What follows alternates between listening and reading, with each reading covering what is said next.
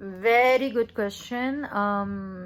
یہ کوشچن ہے سکینہ کی طرف سے کہ یہ اللہ کبھی بیویوں کو اچھا کیوں کہہ رہا ہے برا کیوں کہہ رہا ہے. Let me explain. قرآن میں ہم اردو میں بیوی کہتے ہیں اور انگلش میں وائف کہتے ہیں کیونکہ ہماری جو لینگویجز ہیں وہ بہت لمیٹڈ ہیں. مطلب اردو بھی بہت لمیٹڈ ہے اور انگلش بھی بہت لمیٹڈ ہے، لیکن قرآن میں ہر دفعہ بیوی کے لیے ایک الگ جملہ یوز ہوا ہے. سو فار ایگزامپل الگ لفظ یوز ہوا ہے. سو فار ایگزامپل اگر اللہ یوز کرے امراہ تو وہ امراہ، اور زوجہ اور صاحبہ، یہ 3 لفظ یوز ہوئے ہیں بیوی کے کانٹیکسٹ میں. اچھا اب ڈفرینس کیا ہے؟ امراہتو کسے کہتے ہیں اور امراہ کسے کہتے ہیں، امرات کسے کہتے ہیں؟ اس سے مراد ایسی بیوی جس سے جسمانی تعلق ہو مگر ذہنی تعلق نہ ہو. ٹھیک ہے.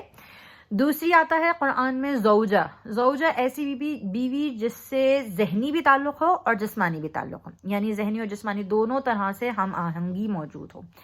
پھر ہوتا ہے صاحبہ. صاحبہ ایک ایسی بیوی جس سے نہ تو جسمانی تعلق ہو نہ ذہنی تعلق ہو. اب ذرا قرآن مجید کی آیتوں کو دیکھیے، اس میں کیا ملے گا آپ کو کہ پروردگار عالم میں ارشاد فرما رہا ہے کہ حضرت نوح اور حضرت لوط علیہ السلام کی بیویوں کے لیے کہ وہ مسلمان نہیں ہوئی تھیں، اور تو قرآن مجید میں ان کے لیے اللہ نے یوز کیا ہے وامرأۃ نوح اور وامرأۃ لوط کہ کہہ کر پکارا ہے.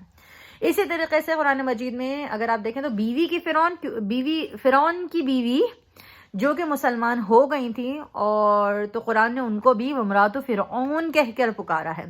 اور اس کی وجہ یہ ہے کہ سورہ تحریم میں اگر آپ آخری آیت میں آپ جائیں گے تو آپ کو یہ بات نظر آئے گی کہ یہاں پہ جسمانی تعلق تو تھا فرعون کی بیوی سے فرعون کا، لیکن ذہنی ہم آہنگی نہیں تھی. کیوں؟ کیونکہ ان دونوں کا مذہب مختلف تھا. پھر اس کے بعد آتا ہے زوجہ، جہاں جسمانی اور ذہنی دونوں طریقے سے پوری طریقے سے ہم آہنگی ہو، وہاں ہم کہتے ہیں کہ یہ زوجہ ہے. جیسے کہ اللہ تعالیٰ قرآن مجید میں یہ بات بول رہا ہے وَقُلْنَا يَا آدَمُ اسْكُنْ أَنْتَ وَزَوْجُكَ الْجَنَّةَ، اور نبی صلی اللہ علیہ وآلہ وسلم کے بارے میں فرمایا کہ یا ایھا النبی قل لزوجک. یہ ہم بہت مشہور آیتیں ہیں جو ہم سنتے ہیں مستقل. شاید اللہ تعالیٰ بتانا یہ چاہتا ہے کہ نبیوں کا اپنی بیویوں کے ساتھ بہت ہی اچھا تعلق تھا. لیکن اگر آپ عجیب بات دیکھیں قرآن مجید میں تو آپ کو اس بات کا اندازہ ہوگا کہ حضرت زکریا کے بارے میں کہ جب ان کی اولاد نہیں تھی تو بولا وامرأۃ عاقرہ. تو میں بیان کر رہی تھی کہ جب حضرت زکریا علیہ السلام کا جب واقعہ آتا ہے اور ہم سن رہے ہوتے ہیں تو ایک عجیب سی بات ہمیں نظر آ رہی ہوتی ہے کہ جب تک ان کے ہاں اولاد نہیں ہے اللہ کیا کہہ رہا ہے وامرأۃ عاقرہ، امرات کہہ کے ان کو پکار رہا ہے، وامرأہ کہہ کے پکار رہا ہے. اور جب اولاد مل گئی تو اللہ تعالیٰ نے بولا کہ وَوَهَبْنَا لَهُ يَحْيَىٰ وَأَصْلَحْنَا لَهُ زَوْجَهُ مینس اس وقت پھر اس کے بعد اللہ تعالیٰ جو نا حضرت زکریا کی وائف کو، ان کی جو زوجہ ہیں، ان کو بیوی جو ہیں ان کو زوجہ کہہ کے پکارا ہے.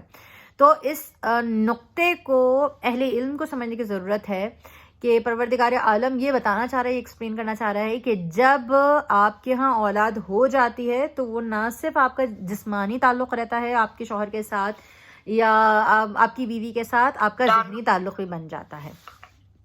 اور اسی طریقے سے جب ہمیں نظر آتا ہے کہ جب ابو لہب کو رسوا کیا تو پروردگار عالم نے بولا وامرأۃ حمالۃ الحطب، تو وہ وہاں پہ امرأۃ کا لفظ یوز کرا پروردگار عالم نے کہ اس کی بیوی کے ساتھ کوئی اچھا اس کا تعلق نہیں تھا، اس کے بیوی کے ساتھ اس کا کوئی ذہنی تعلق نہیں تھا. اسی طریقے سے جب پروردگار عالم صاحبہ کا لفظ یوز کر رہا ہے تو جہاں پر کسی قسم کے نہ جسمانی نہ ذہنی تعلق ہوتا ہے تو اس وقت پروردگار عالم صاحبہ یوز کرتا ہے. تو اللہ تعالیٰ نے اپنی ذات کو جب بیوی سے پاک کہا تو اللہ تعالیٰ نے لفظ یوز کیا صاحبہ. تو جب صاحبہ کی بات آ رہی ہے تو اللہ تعالیٰ جنہوں نے اس سے پہلے بھی یہ کہہ رہا ہے کہ دیکھو اللہ تعالیٰ کا کسی سے نہ تو کوئی جسمانی تعلق ہے نہ کوئی ذہنی تعلق ہے. تو اس وجہ سے پروردگار عالم قرآن مجید میں کہہ رہے ہیں انی یکون لہ ولد ولم تکن لہ صاحبۃ. اسی طرح میدان حشر میں جب پروردگار عالم بیان کر رہا ہے تو اس وقت بھی یہی کہہ رہا ہے کہ حشر میں بیوی سے نہ تو کوئی جسمانی تعلق ہوگا نہ کوئی ذہنی تعلق ہوگا، اس سے کسی سے کوئی بھی تعلق نہیں ہوگا. لائک پروردگار عالم قرآن مجید میں ارشاد فرمایا یوم یفر المرء من اخیہ و امہ و ابیہ و صاحبتہ و بنیہ، کیونکہ وہاں صرف اپنی فکر لگی ہوئی ہوگی اسی لیے صاحبہ پروردگار عالم نے بولا.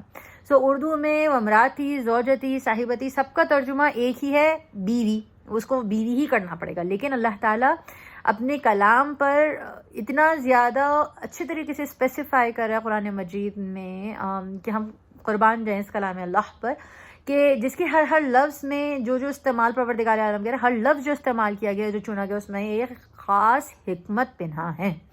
اور اسی وجہ سے جب ہم دعا مانگتے ہیں اللہ تعالیٰ سے کہ یا اللہ جب بھی دعا سکھائی گئی تو ہمارے کیا الفاظ ہوتے ہیں؟ ربنا حب لنا من ازواجنا وذریتنا قرۃ اعین واجعلنا للمتقین اماما.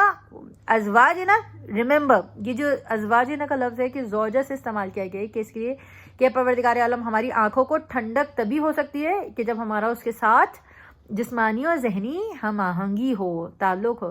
تو پروردگار عالم کیا کہہ رہے ہیں کہ یہ کتاب المبین ہے، مکمل ہدایت ہے، یہ کتاب حکمت ہے، کتاب خاص طور پہ ان لوگوں کے لیے کہ جو اولو الالباب ہیں. اولو الالباب میں پہلے بھی بیان کر چکی ہوں پرانی مجلسوں میں. الباب باب سے نکلا ہے، باب نیز دروازہ، جیسے کہ آپ کا ذہن ایک کمرہ ہو اور اس کے دروازے آپ ان کو اس نالج کو اس علم کو اندر داخل ہونے کی اجازت دے رہے ہیں. جیسے کہ ہم یہ بات بہت اچھے طریقے سے جانتے ہیں کہ علم کے 5 پائے ہیں، یہ جو 5 سینسز ہیں یہ علم کے 5 پائے ہیں. اور علم میں اور حکمت میں مطلب نالج میں اور وزڈم میں یہی ڈفرینس ہوتا ہے کہ جیسے میں نے ایک ایگزامپل پڑھی تھی بہت پرانی، اور وہ ایگزامپل کیا تھی کہ knowing that tomato is a fruit is a knowledge and not keeping it inside a fruit salad, it's a wisdom. So usage of proper knowledge, we call it a wisdom. So علم کا صحیح استعمال جو ہے وہ حکمت ہے. تو پروردگار عالم یہ کہہ رہے ہیں کہ جو قرآن ہے یہ حکمت ہے، یہ کتاب جو ہے وہ حکمت ہے. یہ علم تو ہے ہی، لیکن اگر علم کا صحیح استعمال کرو تو یہ حکمت میں تبدیل ہو جاتی ہے.